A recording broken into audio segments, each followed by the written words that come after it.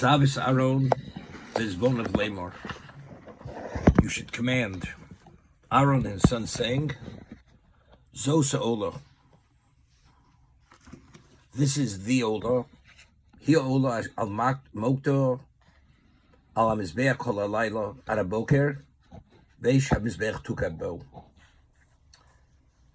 It is the Ola which is on the beer.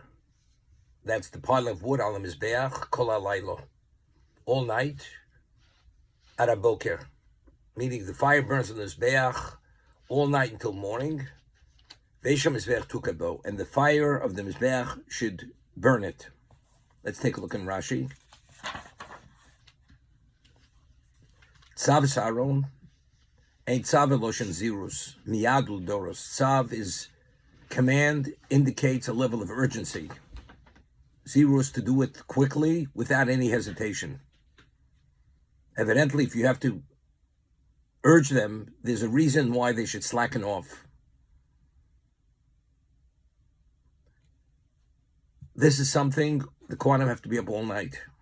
During the day, person functions a lot more easily, and here they're up all night, burning the remains of the animals. We'll discuss this in a moment.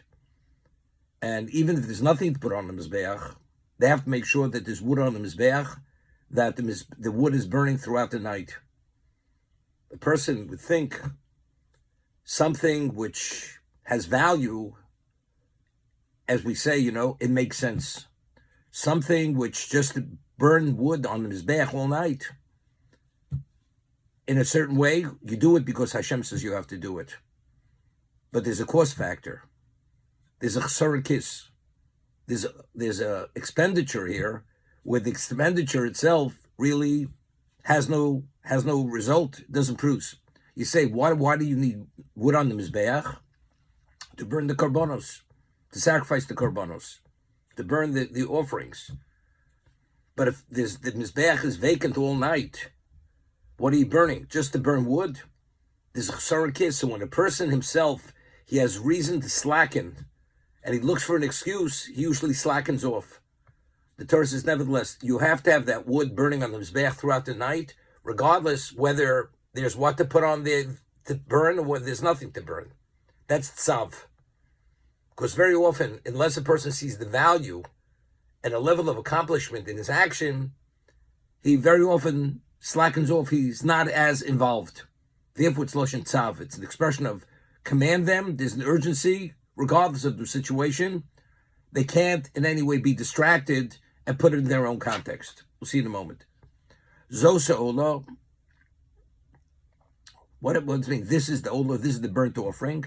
The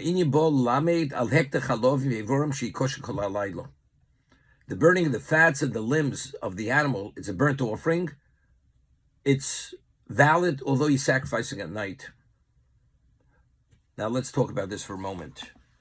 The Mishnah tells us in a number of places, let's see, Zvochim, in Psochim, that what happens if they slaughter the animal during the daytime, before sundown.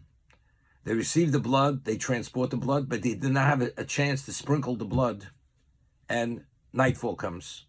You can no longer sprinkle the blood. One is only able, avoda, it says, biyom zivcho. It's only during the daytime. Are you able to do the avoda? We'll discuss in a moment the service. Once nightfall comes, you can no longer do the service. The blood ritual.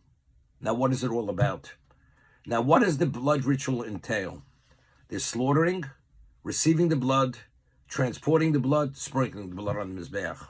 The sprinkling is the conclusion of the blood ritual. What happens, we discussed, if you sprinkle the blood, and subsequently the animal that's supposed to be burnt on the Mizbeach becomes contaminated. Is it still valid? It's valid. It's valid. If, let's say, it goes after you sprinkle, it goes lost, and you have nothing, it's valid. Why? Because atonement, the main atonement is the blood ritual. When you sprinkle the blood on the Mizbeach, the person has the kapara. The person is fully atoned. However, so what do you burn? The limbs and the fats? That's to make the mitzvah more complete. As the Gemara says in Sukkah, If a person takes the lulav and the 4 species, and he says the bracha, and he just holds it, he doesn't wave it. Doesn't wave it. He fulfills the mitzvah. But it's not actually fulfilled in the most complete way. You're supposed to wave it, so the mitzvah should be done in the most complete way, what we call it, with shleimus. You have to wave the lulav in addition to just taking the lulav. Identically here.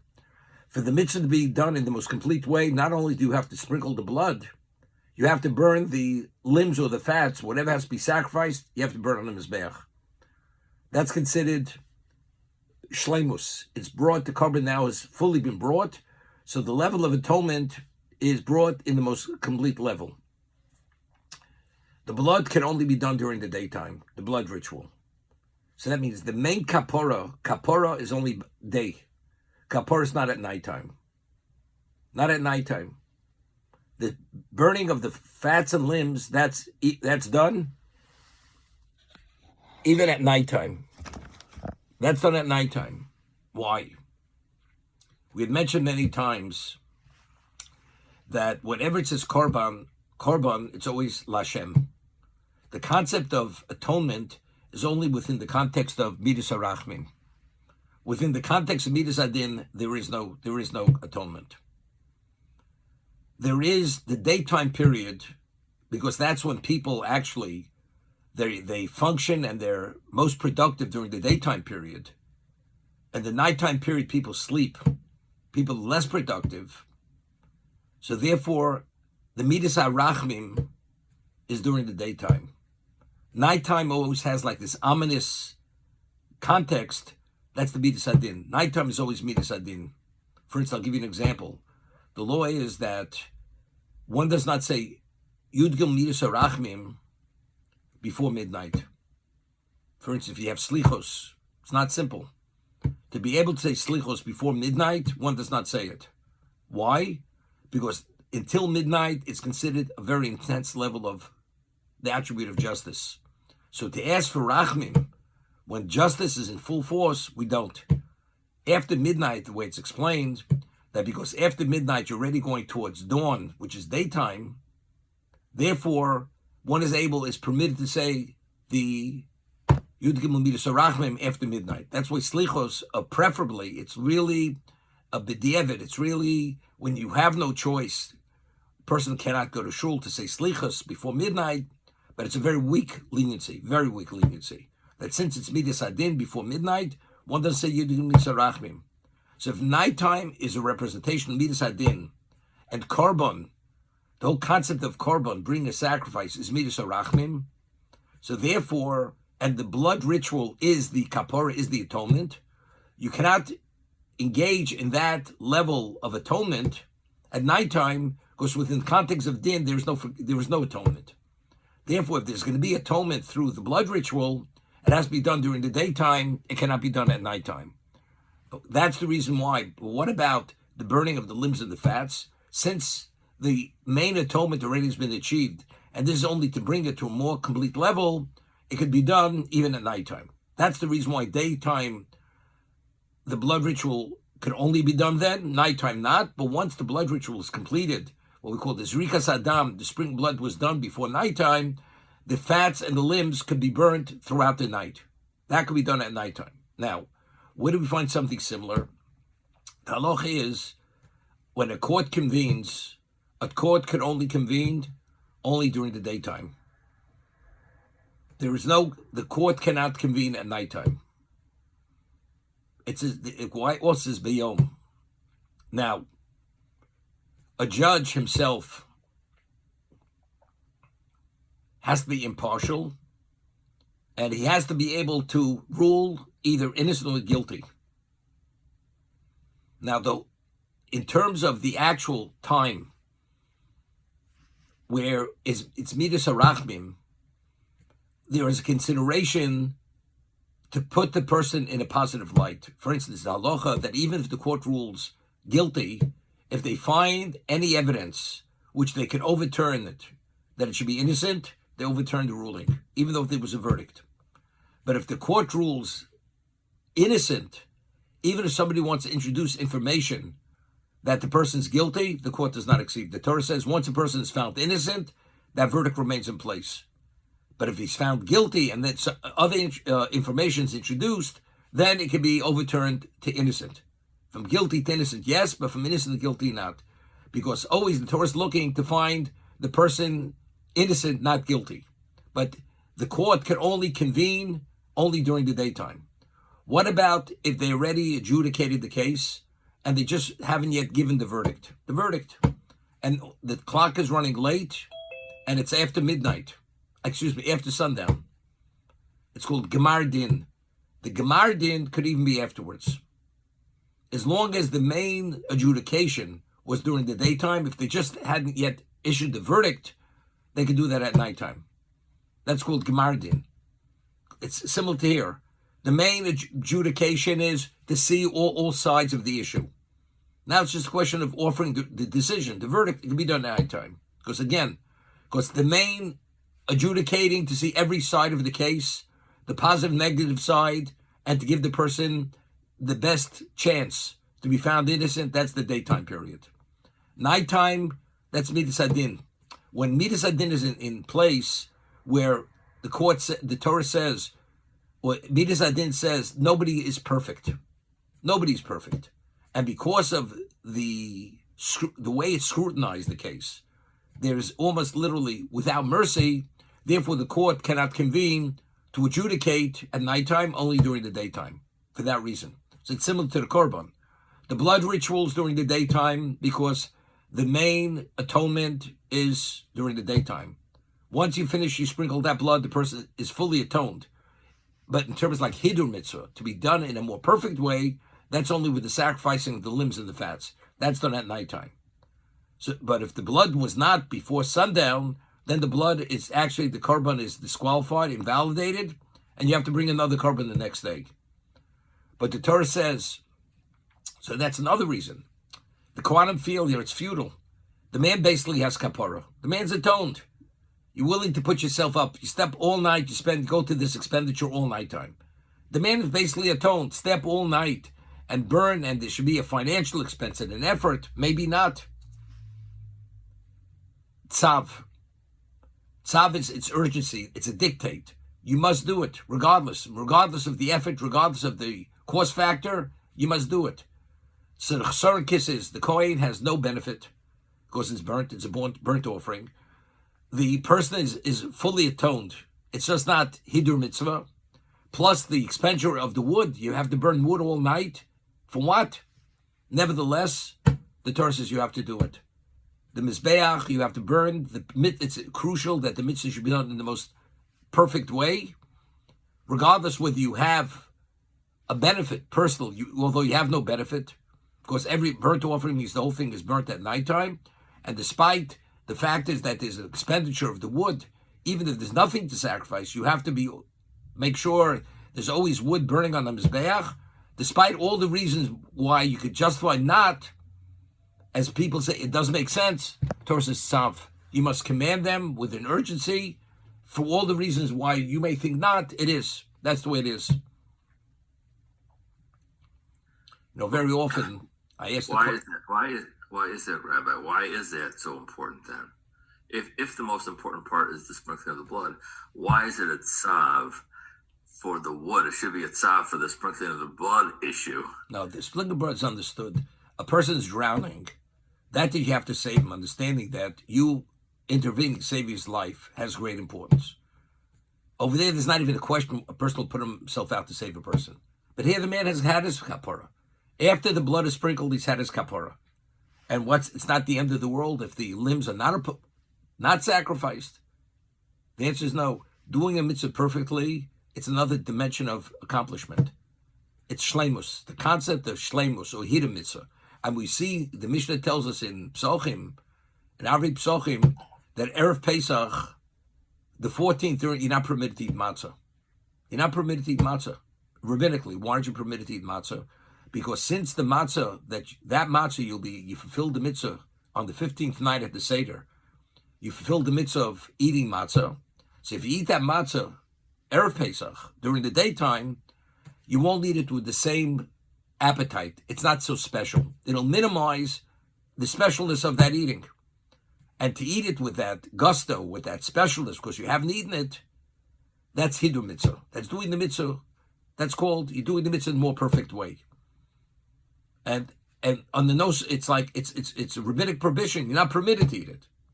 And if you don't eat it with the gusto, you'll eat it also, so you ate it once during the daytime. No, we don't want Torah. Rabbinically, we don't want it. Because the value of doing a mitzvah, the hidur mitzvah, that's the ultimate. It's interesting.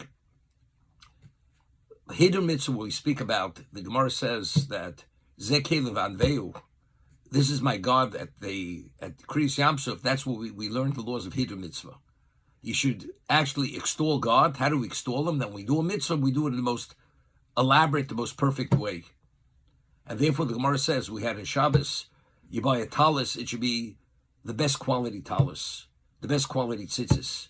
You have a Sefer Torah written, the best quality ink, the best quality quill, the best quality parchment. That's what should be done. That's Hidur mitzvah. Hidur mitzvah. What is the value of Hidur? But yet, for some reason, we don't make it such an issue like the matzah.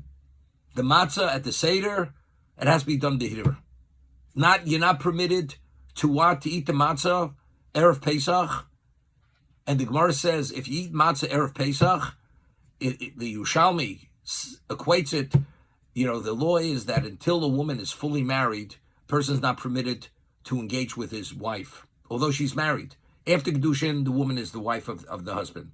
But since the marriage hasn't come to its fullest level, he's not permitted to physically engage with her, to procreate with her, to cohabit with her.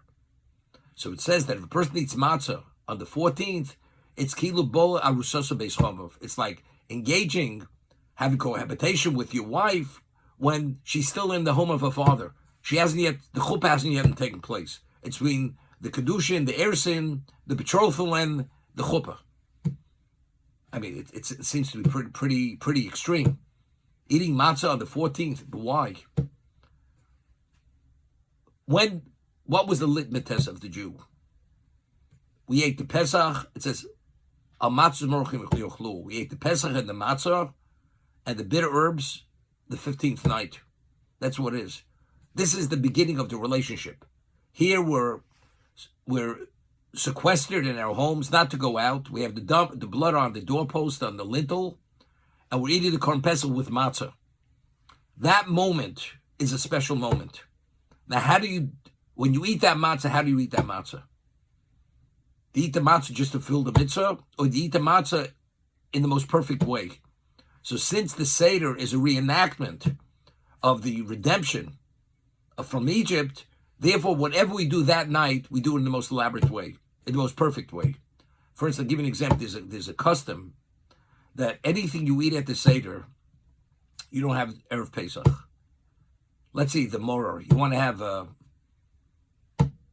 romaine lettuce, during the daytime.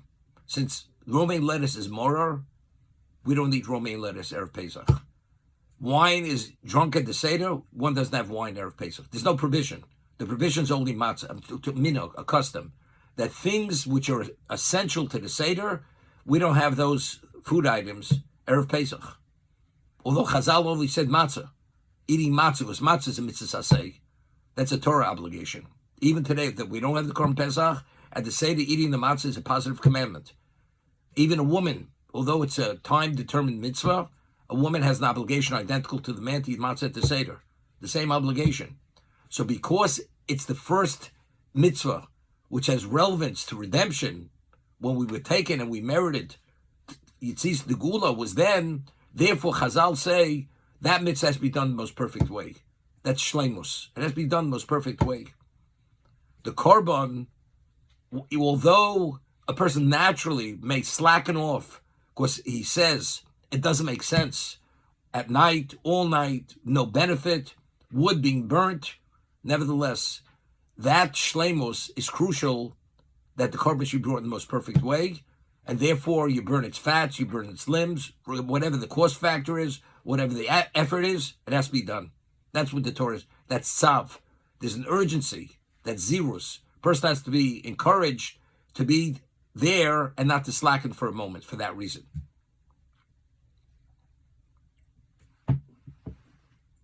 So that Hiddur mitzvah sounds like it has tremendous value. It sounds a very important value. You mean by Ola or by Matzah? By the korban. By the korban, very, very important. Yeah. Yep. I just want to bring out one other point. You know, the famous chinuch, there's a mitzvah to burn, even though there was Eish Yordam and Shamayim, there was the heavenly fire that came down and burnt the korban. Nevertheless, there's a mitzvah to bring human fire.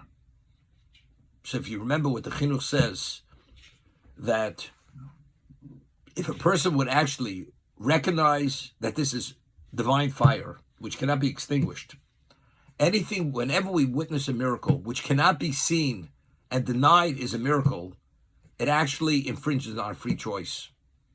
God wants us to always see things that there's always an alternative. You can see it two ways. But if you see something and it cannot be seen another way, this is an infringement on our free choice.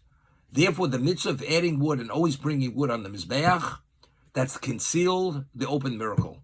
Therefore, if you go and you extinguish the fire on the Mizbeach, and because only a human fire can be extinguished, the heavenly fire, the divine fire cannot be extinguished. Therefore, that itself puts us in a position that our choice is no longer the same. We no longer have free choice. Therefore, there's a Torah provision to always burn that fire, and if you should extinguish the human fire, you're in violation of Eshem Mizbeach, talk about lo sichbeh. You're not permitted to extinguish it for that reason. Some say it's another reason. It doesn't make sense. What are you bringing wood? Even if you have no carbon, there's nothing to sacrifice. You have to burn that. You have to burn the wood all night. It's a waste of money. What's the accomplishment? The accomplishment is phenomenal because the whole value of existence is to make choices. So if that is actually in any way undermined, the whole value of existence is undermined. Therefore, regardless of what the cost factor is, it always has to be in a state of concealment.